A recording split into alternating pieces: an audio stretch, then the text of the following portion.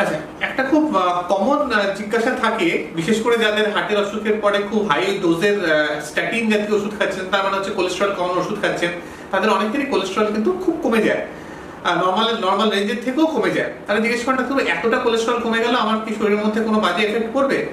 প্রথম কথা বলছি যে প্রচুর স্টাডি হয়েছে এই নিয়ে, এবং স্টাডি থেকে এখন প্রমাণিত যে বিশেষ করে আপনার যেটি সবচেয়ে খারাপ কোলেস্টেরল মানে এলডিএল কোলেস্টেরল, সেটি যত কম থাকবে আপনার শরীরে তত ভালো।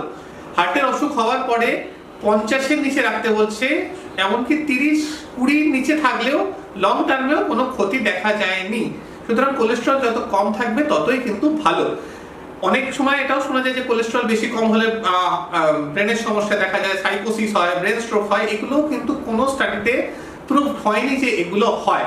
কারণ এগুলো কিছু কিছু কোইন্সিডেন্টাল এফেক্ট থাকতে পারে, কিন্তু যত কোলেস্টেরল কম থাকবে তত ভালো। ভালো কোলেস্টেরল মানে এইচডিএল বেশি রাখা দরকার।